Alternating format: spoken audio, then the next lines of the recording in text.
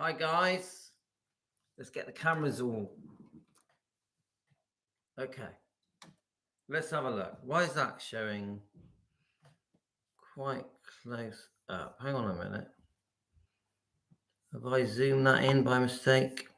Sorry guys.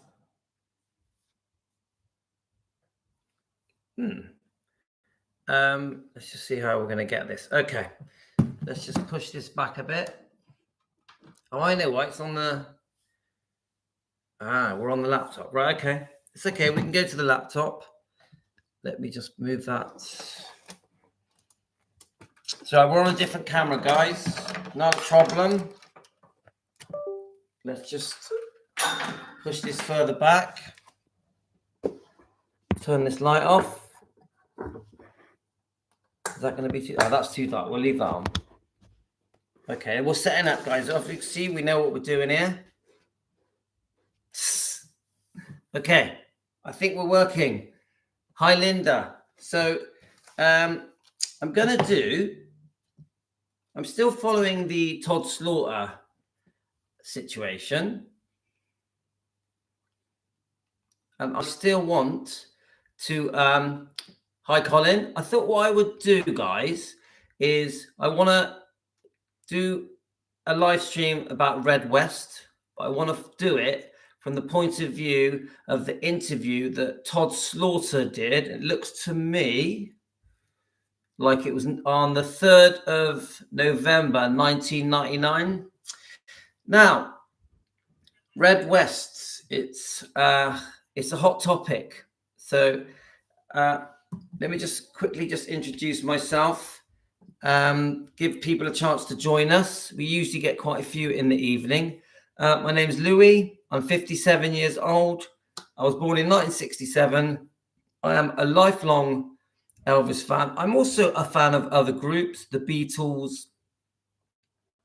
I discovered Elvis when I was 4 years old, and I had a bit of a difficult childhood, and Elvis brought me out of my childhood and influenced my whole life and took my mind away from what was happening in my life as a small child, and I think helped me succeed in my life with my twin brother. And the influence I had discovering Elvis affected every aspect of my life, not just at school, with my friends, with girls.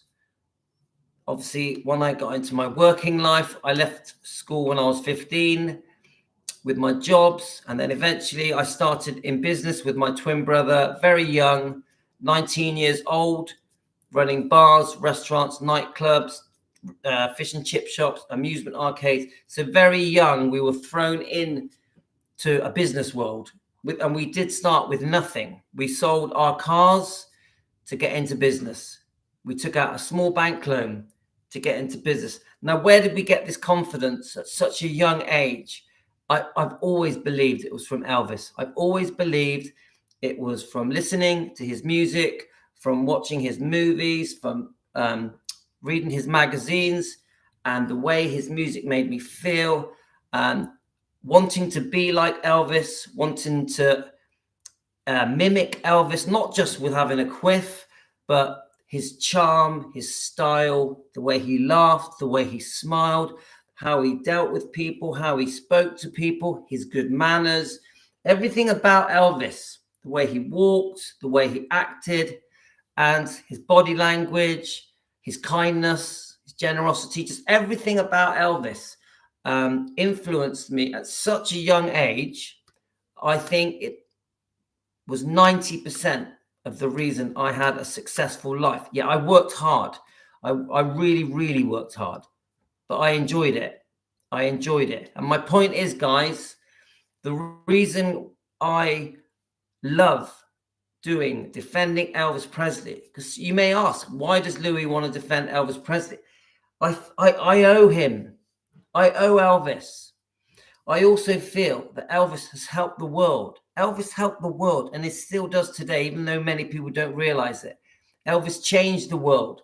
Elvis impacted millions of people, millions and millions and millions, changed so many people's lives of all ages, going way back to the 50s, guys, way back to the 50s and 60s and 70s. And even now, there's still, to this day, a massive impact because of Elvis. We owe Elvis. We owe Elvis. So, of course, we as Team Elvis are not happy with how Elvis is portrayed.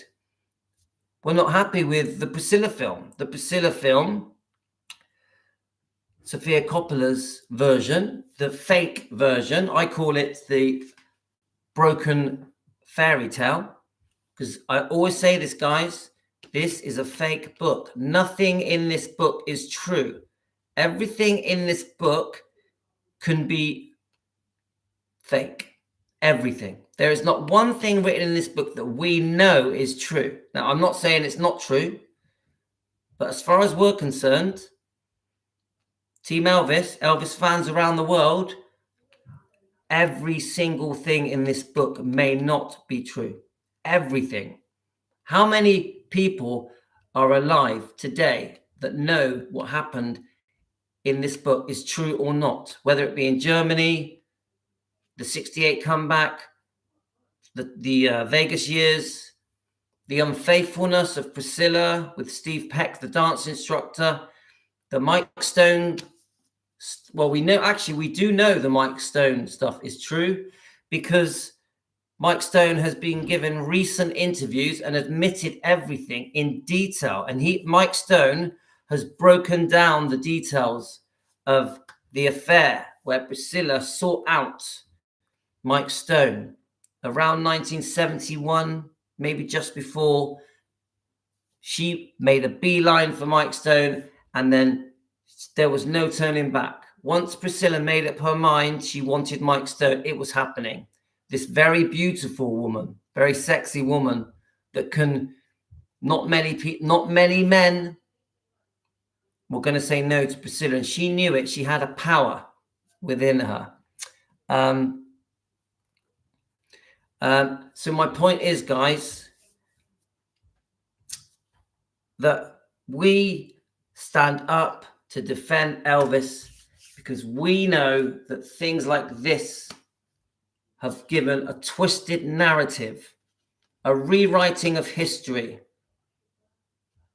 Priscilla's version from her point of view. No Elvis. Elvis was not involved in the writing of this book. Elvis had been dead 7 years. This book was written by his divorced ex, not his widow. Not his widow.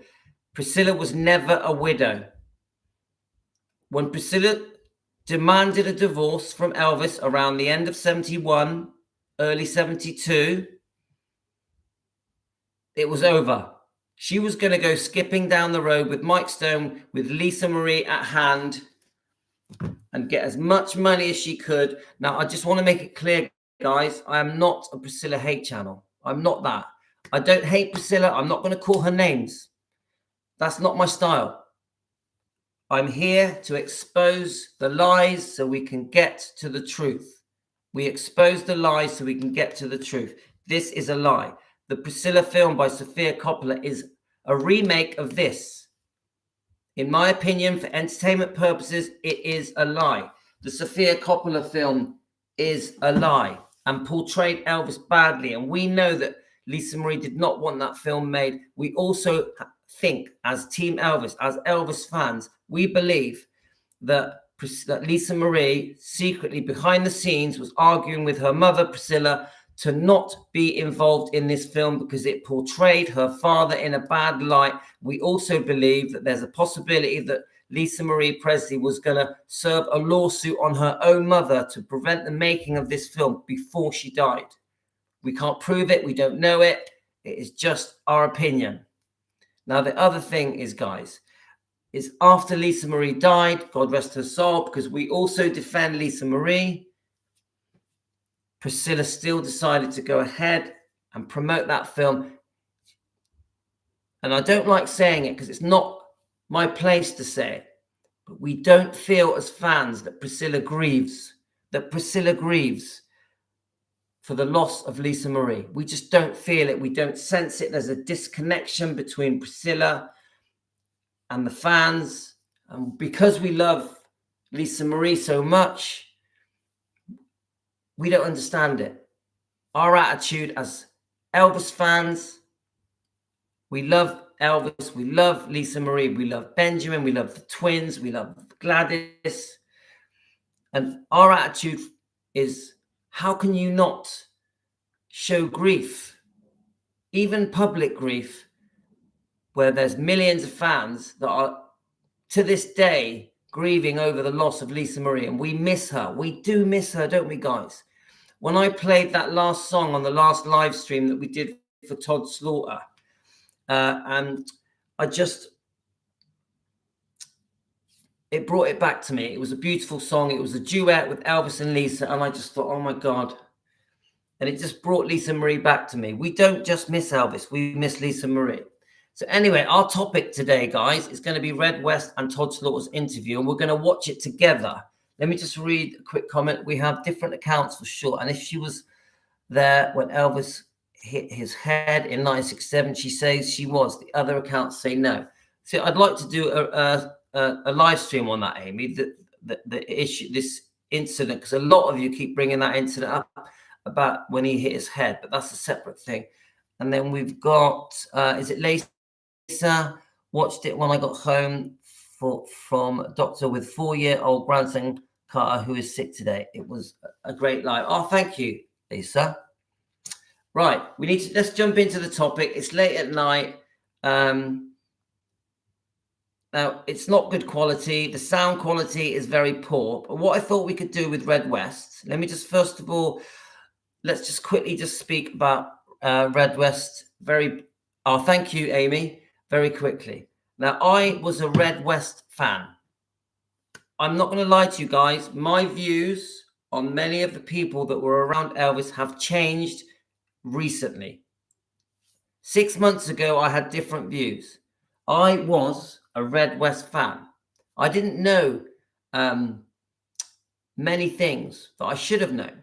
I feel that I was brainwashed. I was spoon-fed lies for 30, 40 years, many things incorrect, and I just fell for it like everyone else does. But then we hear about books like this, which open our eyes and start to make us realize there's more to it. There's more to it. And not just about Priscilla, because I'm not an anti-Priscilla live stream. I'm an anti anybody that says lies about Elvis. Anybody that has twisted the truth. Anyone that's took advantage of Elvis, made Elvis look disgusting, made money from Elvis, but by being negative. Because I don't mind if people make money from Elvis if they're saying good stuff. If Todd Slaughter brought out a book, and in fact, we know he's got a book on Amazon, but if Todd Slaughter, actually, I took a picture of this. Collins sent me a copy, but I did coincidentally, took a picture of the book because I was going to read it. I was going to read it out to you guys. Let me just, in case you're new here, we've done a live stream. Let me just find it a minute. Sorry, guys. We've done a live stream on Todd Slaughter and also on Colin Paul, who is a brilliant entertainer, a singer. He obviously is great at singing Elvis, but he's more than that. He's a proper entertainer, and him and Todd Slaughter have a brilliant relationship and have done many interviews together, which I highly recommend. Todd Slaughter, to me, is the original defending Elvis person. We call people Elvis defenders. Todd Slaughter is the king of Elvis defenders. And if you don't know who he is, just Google that name, guys, and you will be amazed. There's a picture of him on his Podomatic. He does like this particular one is called Todd Slaughter Elvis Hour. A few of you sent it to me. Elaine sent it to me as well. And you just Google that and you get 1 hour of Elvis music absolutely free. Brilliant. But Todd Slaughter, so there's Colin doing his thing. And not very clear, is it? Because we're on laptop.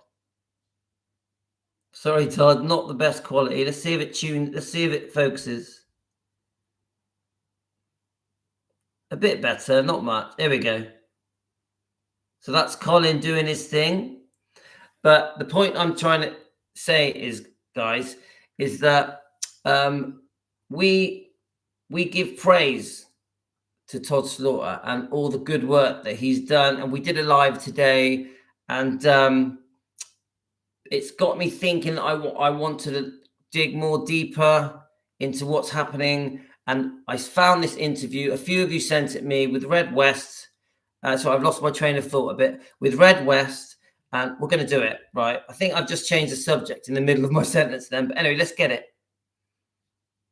Right. So this is the interview that we're going to cover. Right, but let me just show you quickly. But before I do that, I wanted to just, what I like to do, I don't know if you know this, guys, I do shorts and videos, little clips, mini documentaries. So what I like to do is just show a couple, and I want to just type it in.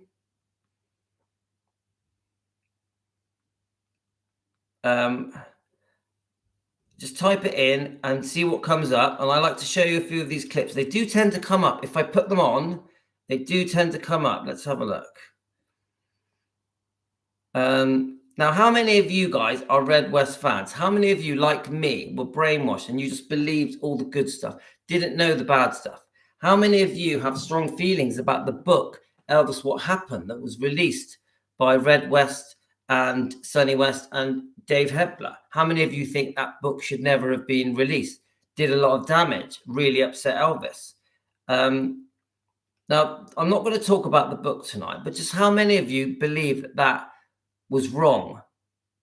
Right, here we go. So what I'm going to do is play you these clips, and then we'll start looking at that video. Yeah, many of you refuse to read it. Now, I know I've spoken to Elaine about the book, and she has told me that there's a lot of good things in the book about Elvis, but it doesn't matter because these were his friends that betrayed him. Now, I can see, I always say this about the Memphis Mafia. They weren't all bad. Some of them, like Charlie Hodge, Larry Geller, Billy Smith, were good guys. But even Jerry Schilling, to a certain degree, they did love Elvis. They were there for Elvis. They literally broke their back for Elvis. But some of them also betrayed him. Some of them also said things that they should never have said. You know my strong views about the phone call between Red West and Elvis that was recorded secretly. I'm completely against it. Should never have happened. I don't think that people that say bad things about Elvis should make money. This is. I remember now what I was getting on to say. It's come back to me now. If you're going to make money out of Elvis and say negative things, you don't deserve to do it. This is my attitude. If you're going to write a book and it's negative, if you're going to make a movie and it's negative, you don't deserve to do it. We don't deserve to do it. But if you've been good to Elvis and you've parted on good terms, like Mindy Miller, yeah, and Margaret, just trying to think, Anita Wood, June Junico, if you've parted on good terms, then make a book. Make some money. It's fine. Ginger Alden, yeah? But if you're making money and it's negative and you're trying to make Elvis look bad and belittle him, embarrass him, humiliate him, make him look stupid, you ain't allowed to make money. That's my opinion. The fans don't want it. The Elvis fans don't want it. It isn't about the money. It's about the topic.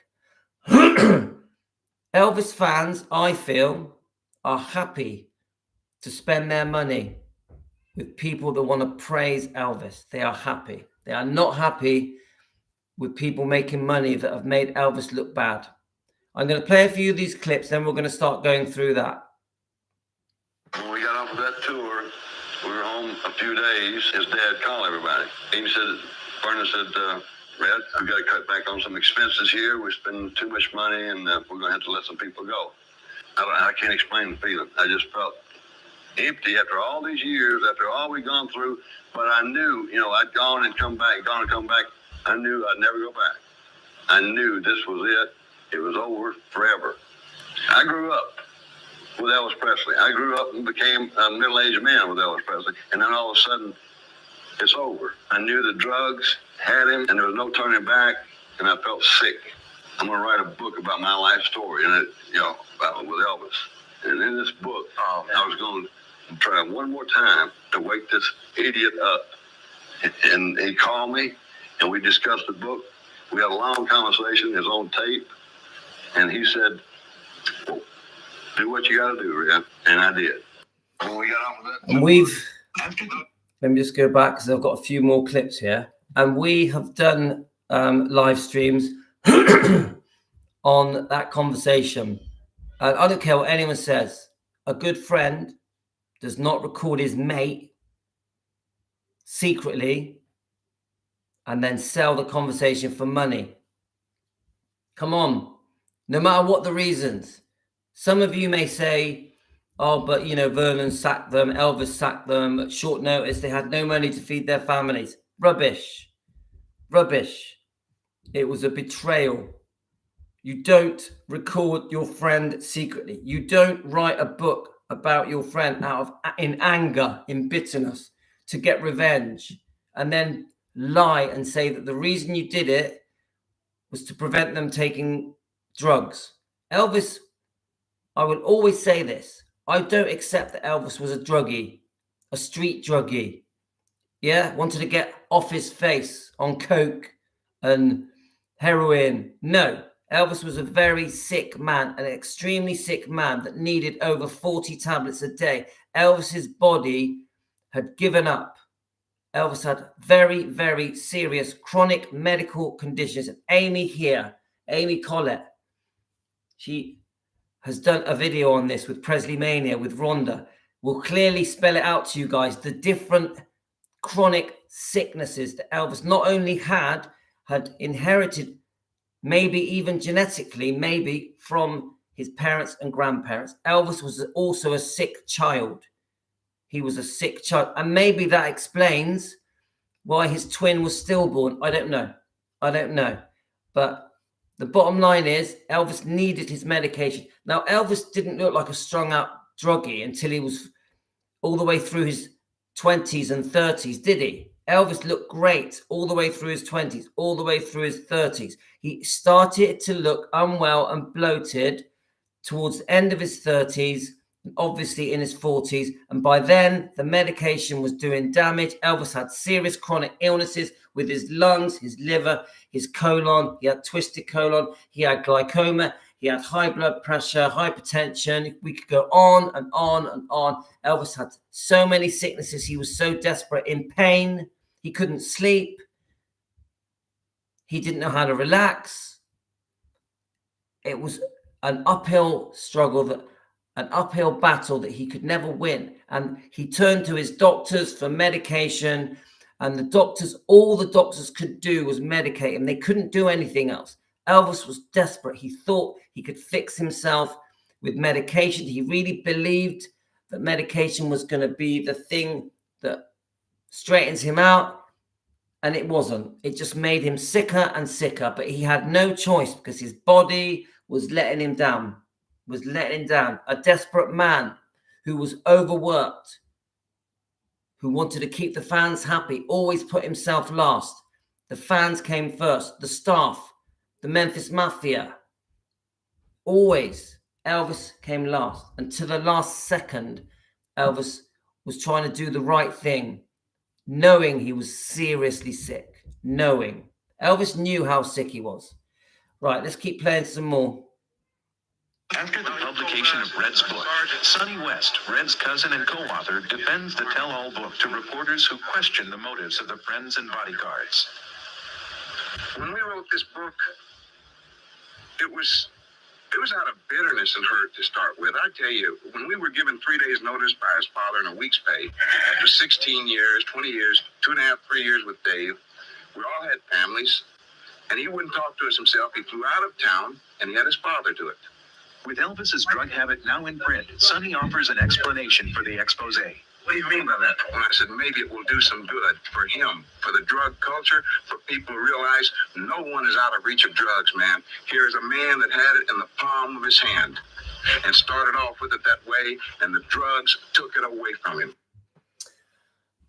And do you know what? After the publication, And from what I hear from comments from you guys, from Team Elvis, from Elvis fans, Sonny West at the end of his life regretted the writing of that book. Now, did Sonny West ever apologize? I don't know.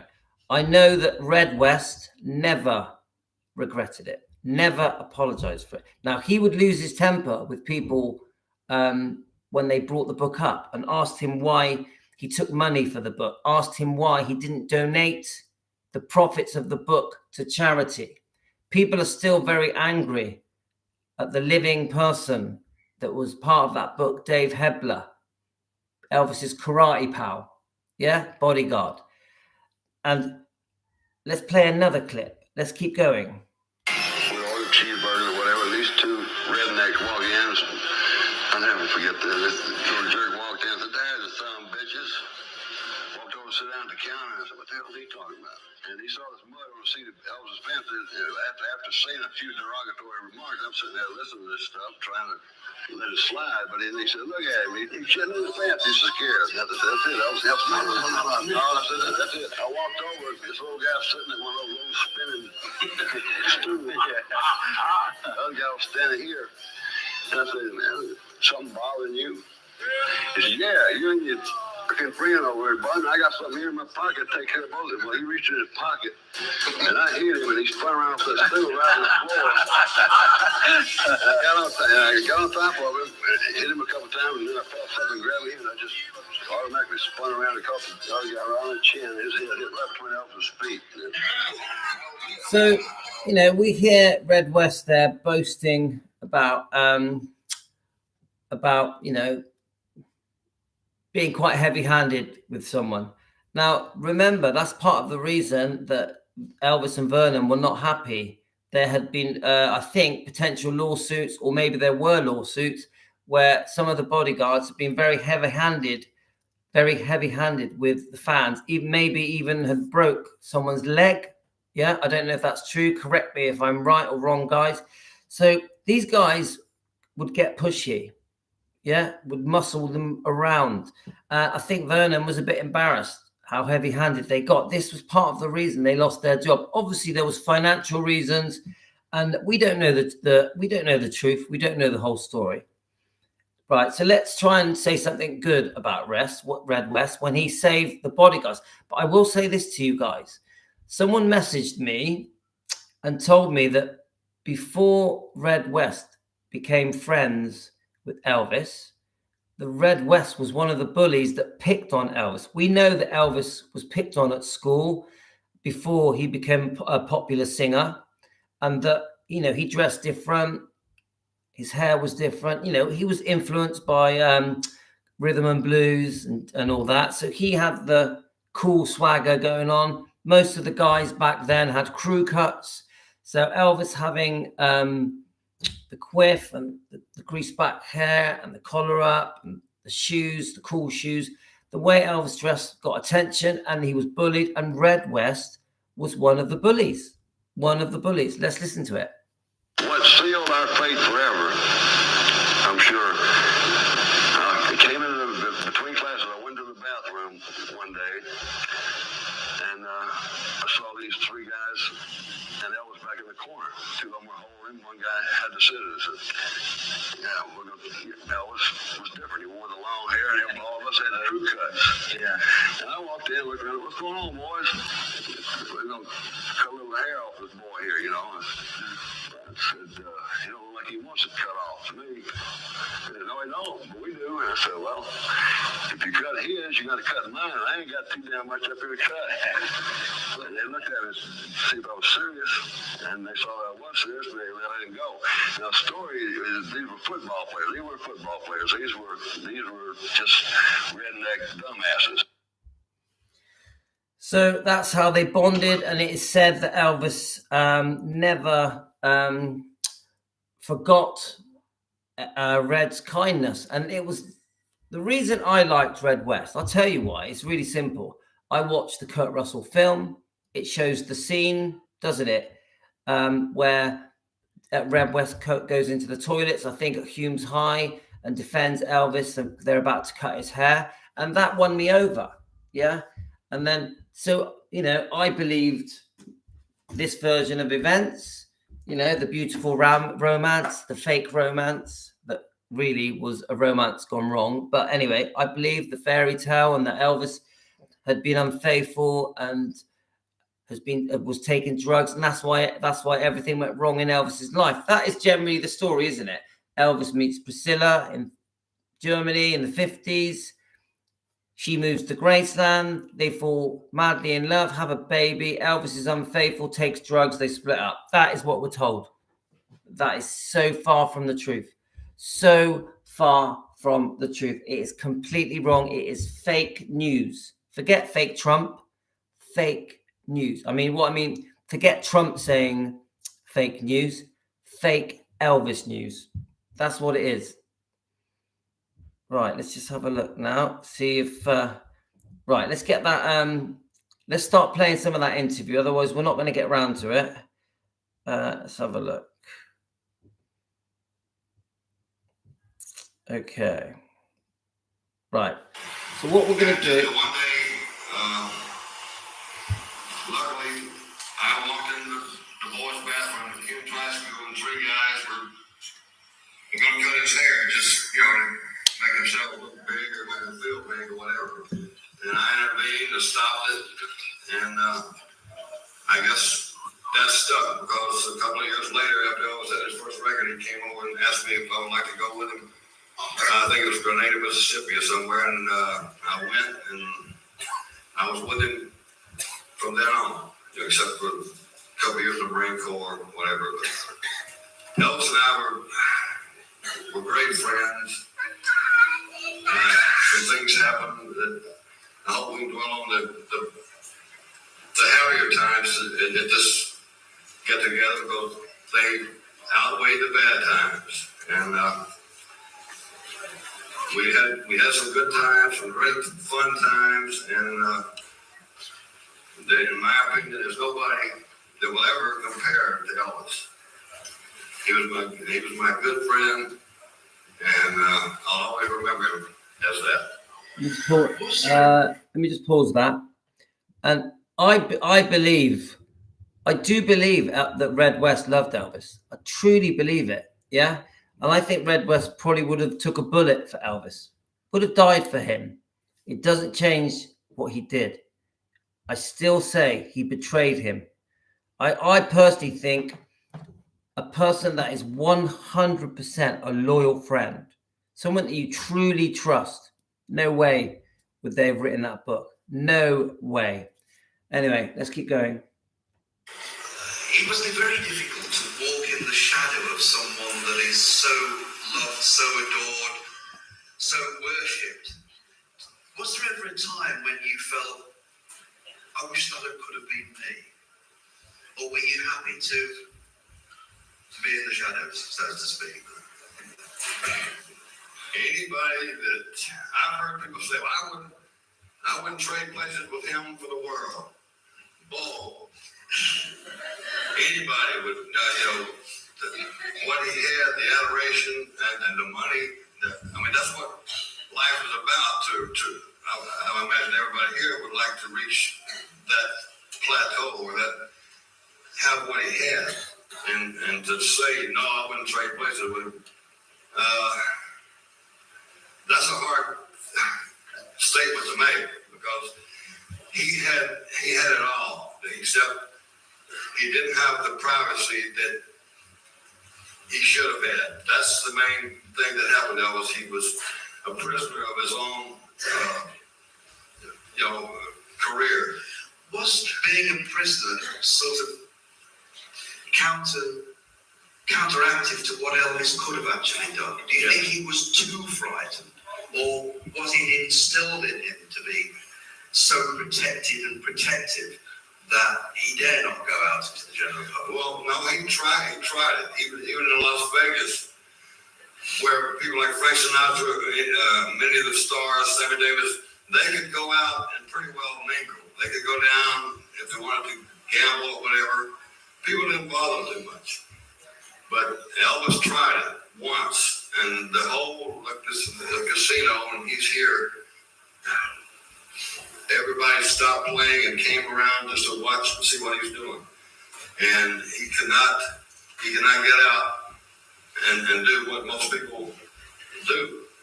And everything had to be at night and still. I mean, he would rent movies at night because he couldn't go to a regular movie.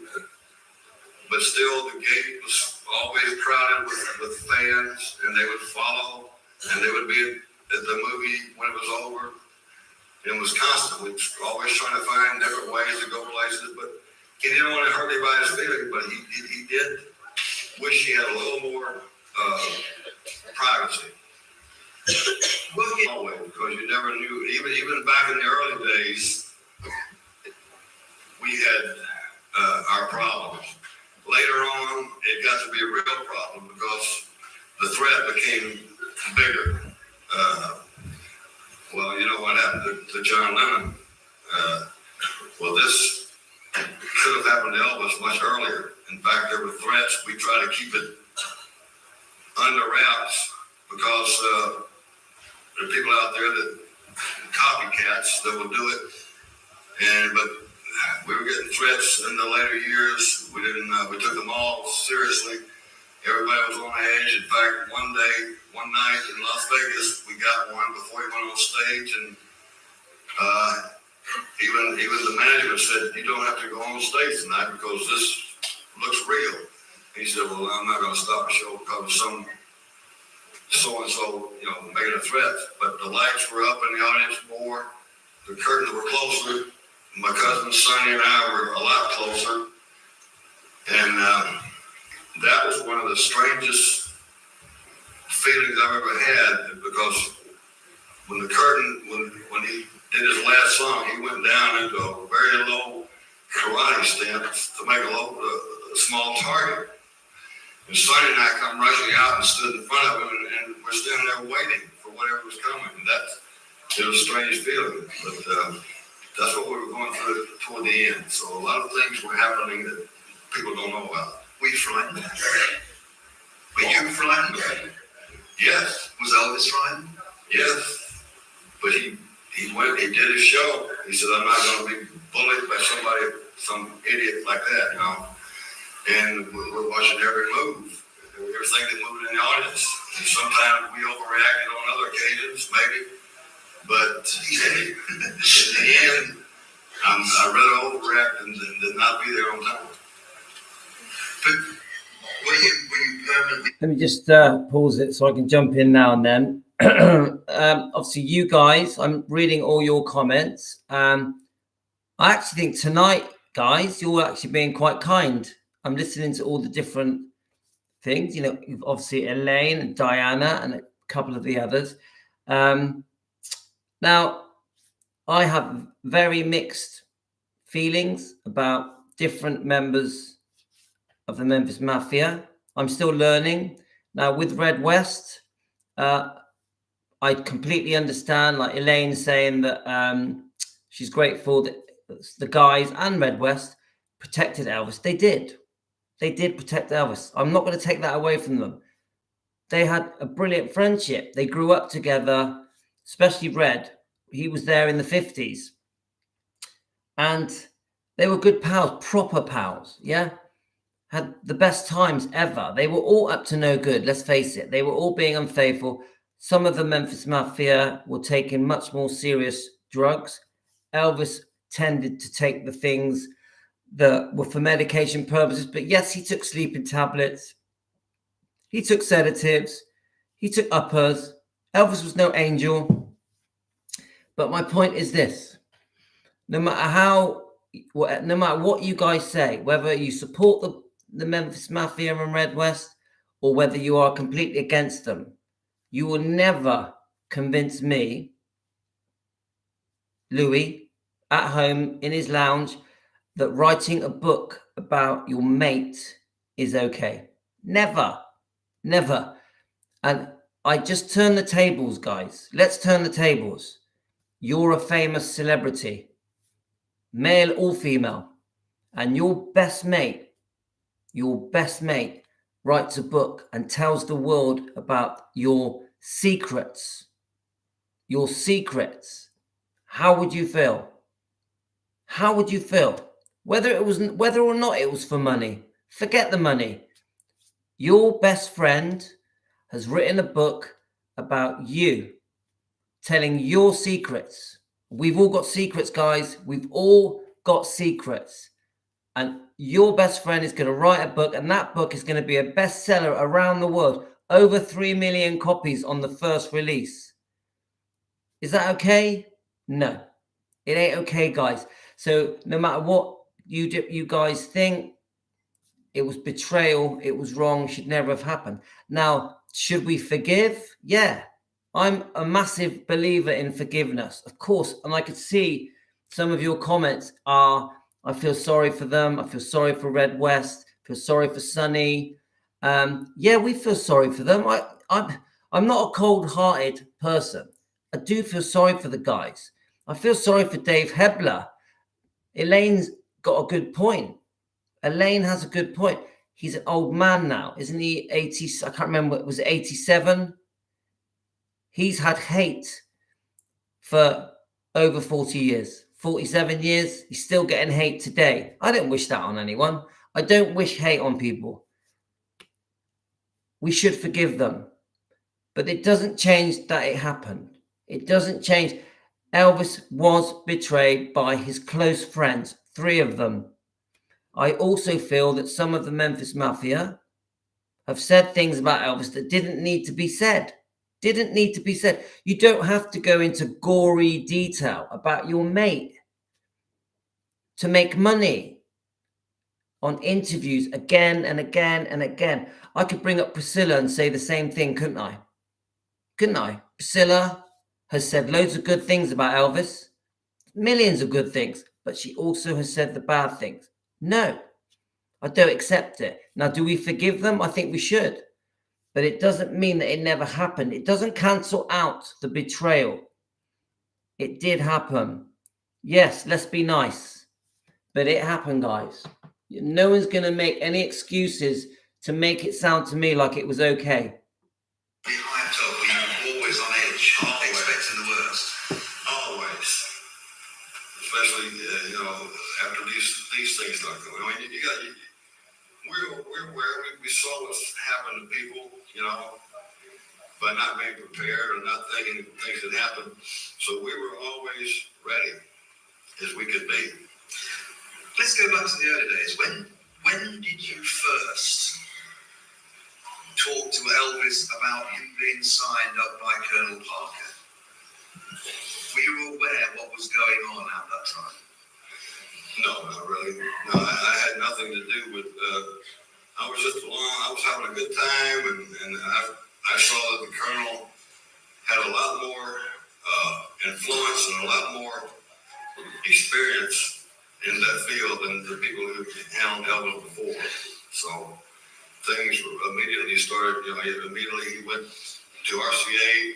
He did the Jackie Gleason show with Tommy and Jimmy Dorsey, which made him visible to the world, and not just to those around Tennessee and Texas and Arkansas. So I knew that something big was happening, but I didn't know it was going to be as big as it became. In the early days, did Elvis Presley mix with lots of other stars, or Yes. did he tend to keep apart? No. He when he was doing the tours with the Browns, Hank Snow, and when he did the Louisiana Hayride, Johnny Horton, George Jones. That's a funny story. Before I forget it, Elvis had 3 hit records. He was doing the Louisiana Hayride, and George Jones went on right before him. And George Jones, who was probably put up to it by Johnny Horton and the rest of the old timers, he did all 3 of Elvis's hits. And we're standing backstage watching there. And George came off. I said, man, I'm sorry, I hadn't hit in a long time. He walked off. Elvis went out and sang 3 gospel songs and came off and said, let's get the hell out of here. And that was funny. Not at the time, but later on we laughed about it. Well, Elvis obviously worked with these people, but did he socialize with them? Oh, yeah. We have a picture at home. The Brown, Jim Ed Brown. I don't know if you are aware of the country group, the brothers and sisters. They had a hit called Little Jimmy Brown. And we have a picture at home. We're celebrating their father and mother's wedding anniversary. And around the table was Hank Snow Jr., Floyd Kramer, gosh, I can't remember, but this was a whole musical group, you know, and he hung out with them then. Later on, it was different, but when he first started out, he liked to hang out with Johnny Horton and those guys. We would go out to dinner after the show, but later on, he kind of stayed by himself.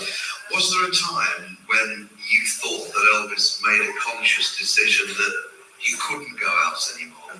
He could no longer go to the local hamburger place to shop, to do anything that normal, ordinary people have the opportunity to do. Did it come all at once, or was there a gradual learning that we're going to be talking? I think it was gradual.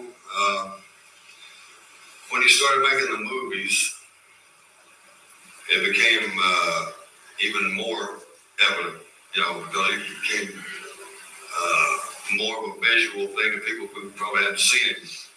And that's when it really started. You couldn't even go out the gate. And we'd look for back ways out, jump over the fence, whatever. But yeah, when the movies started after Love Me Tender,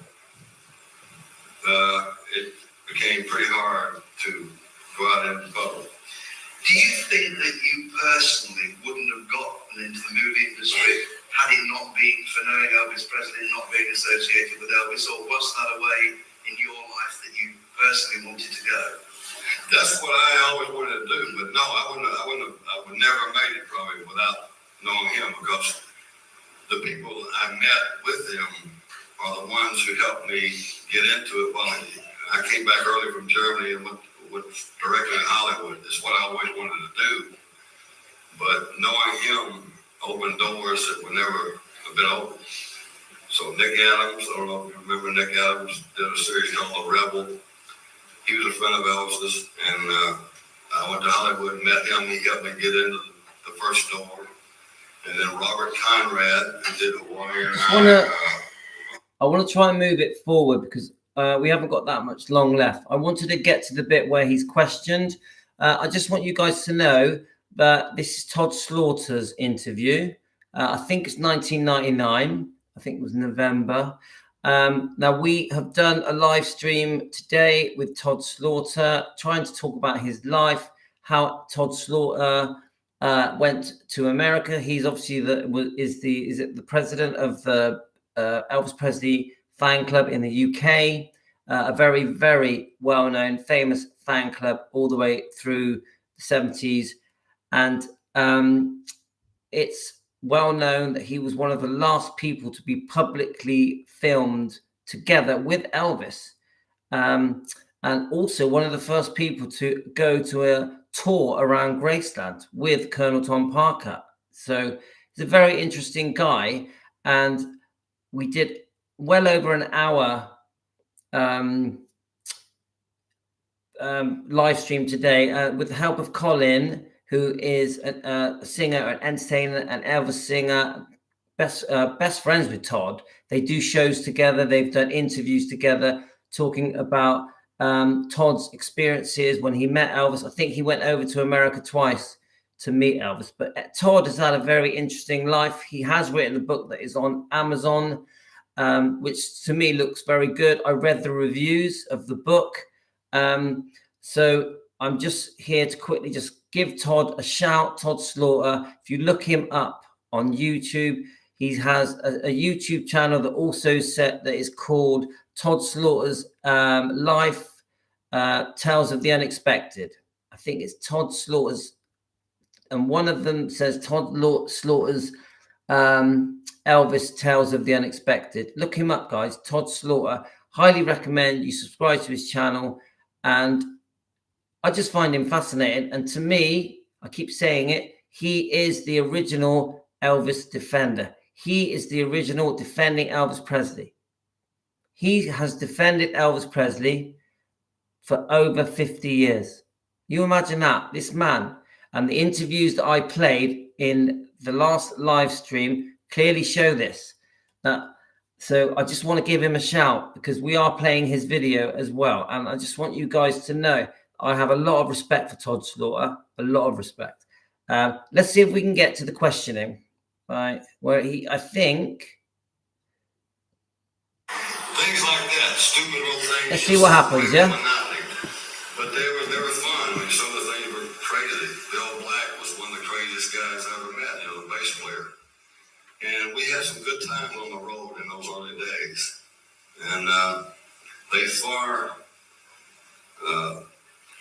overshadow the bad times, although the bad times were bad. But we had too many good times to dwell on that. It's just something that happened. And we were talking about like me, I'm dying for a cigarette right now. You're welcome to them. They're former people who are alcoholics. I have a brother who is addicted to gambling. I might as well get into this now and tell you. People have come up to me and said, why the hell didn't you do something to stop it? They don't know that I did try. They don't know that I got fired because I tried. But I broke his stepbrothers and one other group, member of one of the singing groups, were bringing these things to him. And found out about it. I kicked the door in. I stomped the guy's foot and broke his foot. Said, you keep bringing it, I'm just going to work my way up. And Elvis, of course, found out about it. And I was gone. I'd been with him since junior high school. But the drugs took over again, and I can understand it in a way because he had no privacy. He was bored with his life. Let me go through the thing here. He started out great doing personal appearances. Then he went into the movies. The movies got to be a drag because of what we've been talking about. The songs were terrible. The scripts were terrible. I want to change. So he went to Vegas. Instead of working maybe 5 nights a week and 2 nights off, or 6 nights and 1 night off for a couple of weeks like Frank Sinatra and everybody else did, he worked for 4 weeks, 7 nights a week, 2 shows a night. Colonel was downstairs gambling, enjoying himself. So this got to be old.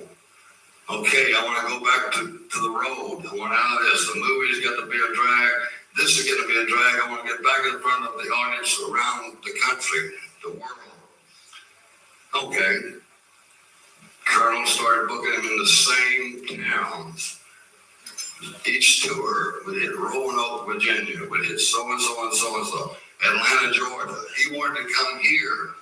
He wanted to go to Australia. He wanted to go to Germany. He wanted to go anywhere but Roanoke, Virginia, and Atlanta, Georgia. But no.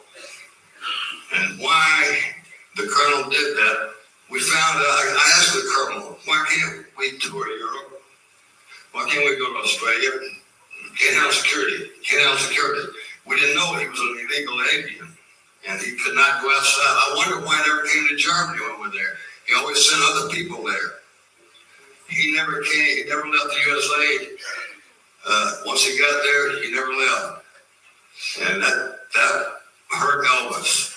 If Elvis could have gotten out and seen you people and entertained you and everybody else, it could have been different. But he was a prisoner of his own success, and let's say the Colonel got him to where he was, but he also put him where he is. Do you really believe that? Yes.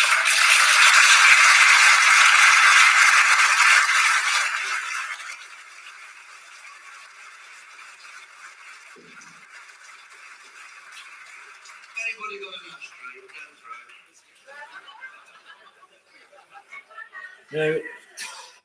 I'm trying to get to the bit where the fans start asking him questions, and he does lose his temper at some point, because I still think no matter what we say, and I'm really enjoying reading your comments, guys. You're all having a minor disagreements, and I'm not going to join in because I think I'm enjoying watching this interview from Todd Slaughter. I'm finding it quite relaxing that I can just listen and watch. I'm loving how you guys are debating,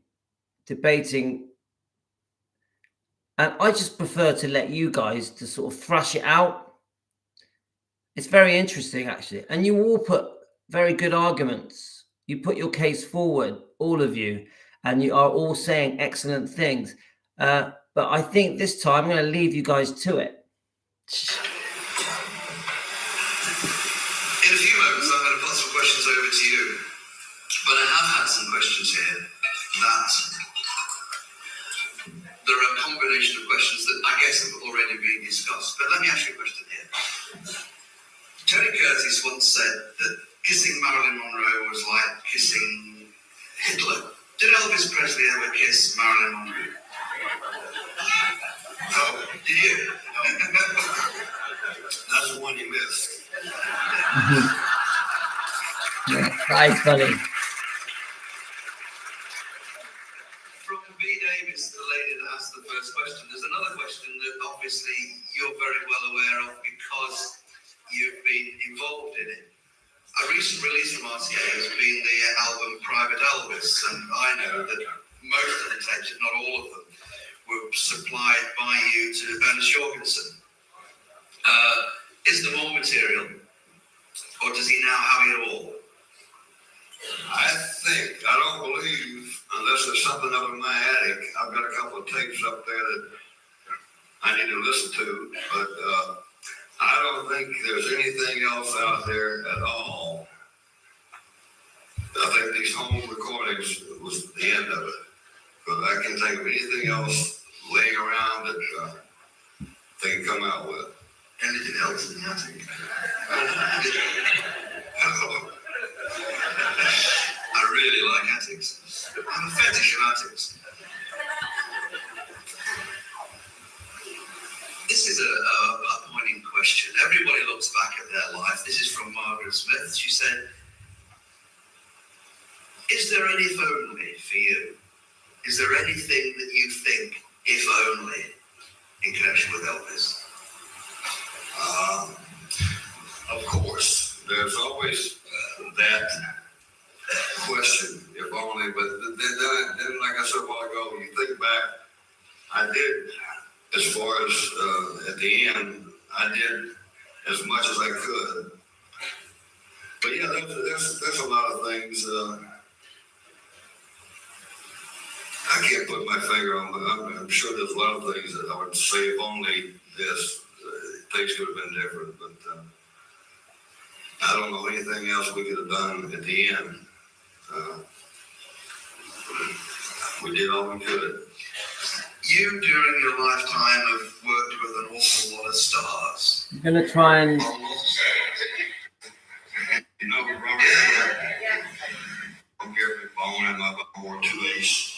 I'm just trying to jump it forward to where they ask him questions.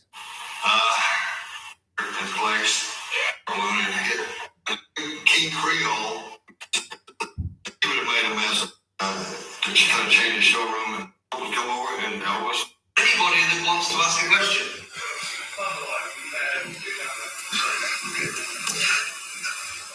Here goes, guys. Oh, his mother was an angel. He loved his mother. She loved him. She worried herself sick about him. She didn't take any crap off anybody. And she was a very strong, willed woman, and I miss her. The last time I saw her, I was in the Marine Corps. I was home on leave.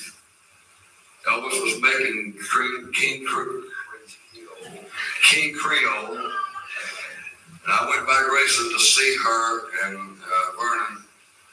And they said, they called Elvis and said, Elvis wants you to fly out and then ride the train back to New Orleans. Elvis wouldn't fly in those days, and they were finishing up in Hollywood, and then we were going to ride a train to New Orleans. I had a week's furlough. And the last thing his mother said to me is, you take care of Elvis. And I took that serious for the rest of my life. Do you think Elvis needed that 68 comeback? Because like you said, the movies had become not artistic quality for him anymore. So do you think he needed that comeback to get him back on the trail again? Yeah, he was wondering. And after all the movies, he was a little unsure of himself. And that's exactly what that was for, to see if he still had it. And the thing Colonel had for him would have destroyed him. He wouldn't have come out and do a bunch of Christmas songs.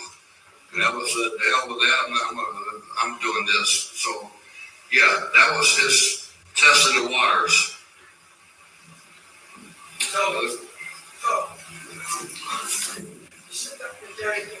This was just two brothers. All brothers fights. Did you ever have a fight with us? Did I ever have a fight with them? Never. Like I just said, his mother said, take care of him and don't hurt him. So there were three times that I came very close, but I would never, he would have had to almost pull a gun or a knife on me before I would have hit him. But no, I would never do that. Two ladies in front. I think you're ladies. I can't see.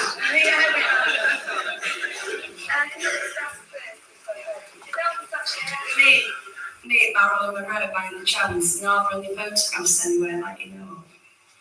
Yes, he did want to meet Marilyn Monroe. Did Elvis have anyone to confide in other than those who were on the payroll or dependent on him in some way financially? He died a few weeks later. Did you feel any responsibility for his death? Here you go. No, I did not feel any responsibility because Elvis was dead once before, but we found him just in time. I knew it was coming, and that was one of the main reasons I wrote the book. Because, like I said earlier, I tried to stop what was going on while I was with him, and that didn't work. So we wrote this book to just put it right in his face what was going on, and it still didn't do any good. But it was a coincidence. I have to grant you that. And but I know what kind of shape he was in. No, you people don't know what kind of shape he was in. But I know, and everybody that was with him know that if we hadn't been there a couple of times before, he would have been gone. And we were trying to open up his eyes. And like you said, there was no place to put him. And we couldn't put him there. The only person who put him there was his father. And that didn't happen. So he was just kind of out there helpless. Hello, Red.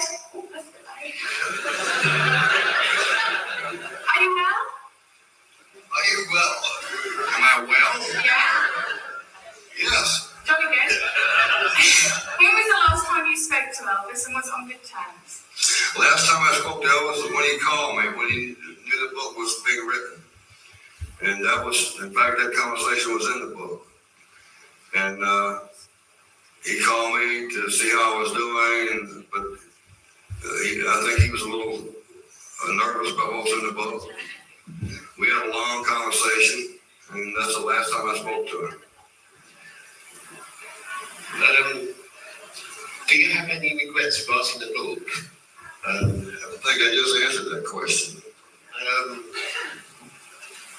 And could you think of, you could have done it differently?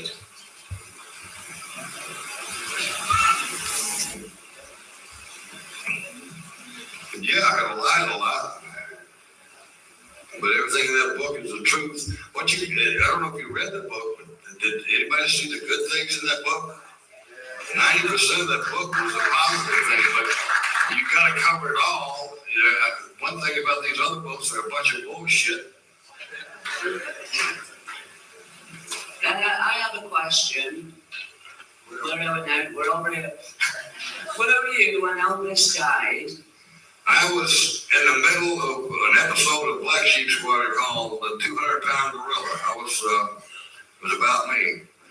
I was then filming Black Sheep Squadron with Robert Conrad. And the stunt coordinator, we were rehearsing a scene. It was early in the morning. And Chuck come running in and said, "Ben, I think I just heard something on the radio about Elvis dying." Well, Robert Conrad had become friends with Elvis. And we talked many times about what had transpired. So it's the only time I know of a show shutting down. Nothing shuts down a movie or a television because the show must go on. Well, that show shut down that day. Then my wife and my two sons came over crying. And we weren't with it down the rest of the day and the rest of that episode, but I remember it well. Did Elvis ever consider writing songs? He would give me titles. You know, he gave me the title, That's Someone You Never Forget. I think he sat down once. Charlie, he and I sat down and tried to write something, but he couldn't stay still long enough. He would give me titles and say, "Yeah, go write it." So that's how that happened. You were saying earlier that you always considered yourself as one of Elvis's closest friends. This is a sort of two-part question. There you if go. that were the case, I think had it been one of my friends, I wouldn't have felt that I wanted to write a book like that and make it public. And also, I think you've been quoted as saying that you did it along the lines to help Elvis and make him aware. If that is the case, if you just did it to help him, would it be fair to say that any money made from the book you donated to charity? No, I gave it to myself. I wrote it for money. Is that what you want to hear? I wrote it for money and to try to help him. You're going to dwell on this goddamn thing. I'm sorry you feel that way, but I love the man very much. You don't know what I went through trying to keep him away from this. Yes, you got your opinion about me writing the book. Okay, well, I've told you my side of it. If you can't accept that, then I'm sorry. But yeah, I wrote the book to try to save him, and I wrote it for that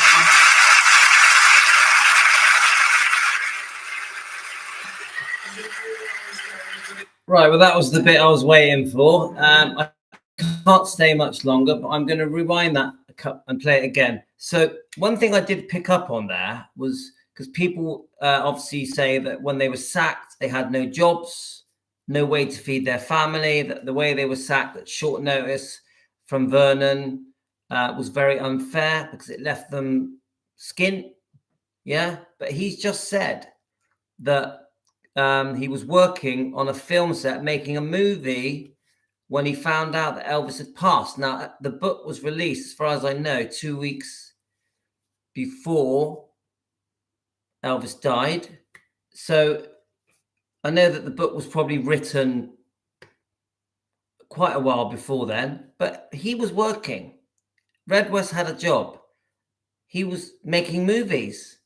He was an extra. He was acting.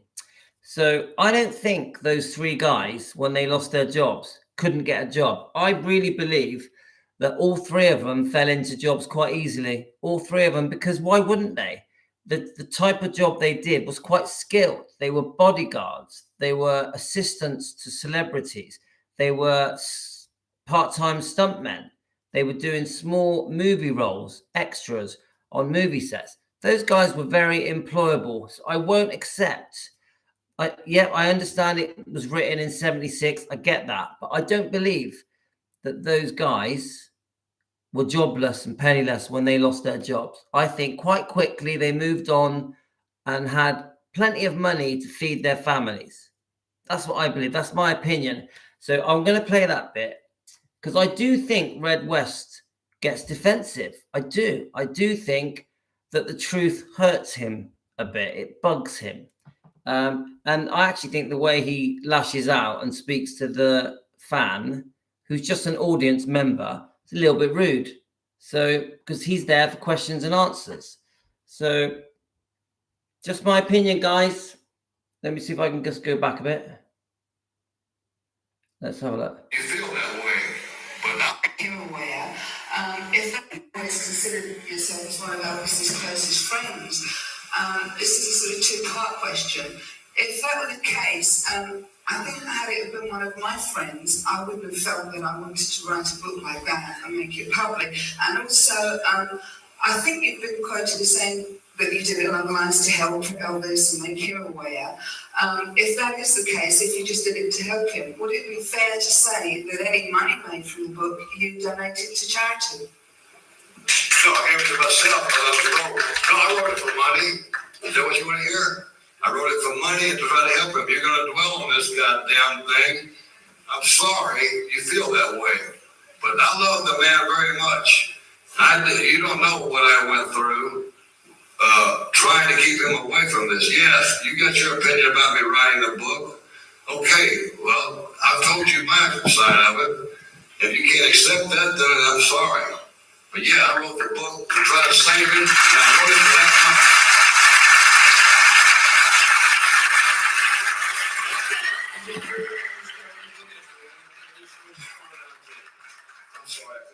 Is it true I was carrying a gun everywhere? And have you any stories to tell about it? Guys, I can't hang on anymore. It's been an hour and 10 minutes. But look, I'm going to be honest. I'm fair. Yeah? I completely accept that the bodyguards, the Memphis Mafia, loved Elvis, were really good to Elvis and protected him, had very close friendships with Elvis. Some of them way back in the 50s. I get it, guys. I understand. They were bros. Yeah? Elvis, they loved being together. They had the time of their lives on the movie sets, at the concerts in Vegas, when they were on the road, going to different gigs. I get it, guys. I get it. But I think a true friend. Now, I lost a friend a year ago, and my friend would never have written a book about me. Never.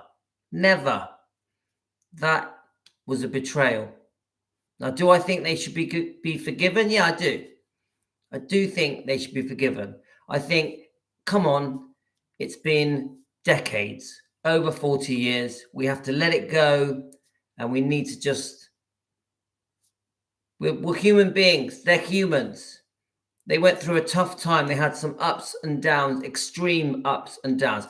I do think they spent the rest of their lives regretting what they did. I actually do. Even though they didn't admit it, they never showed regret. Sonny West might have done. I don't think they ever apologized for what they did. I don't think they did that. They were too proud. They were very proud people. I do think we should just forgive them. I do. That's just my opinion. I believe in forgiveness. And I just wish it never happened.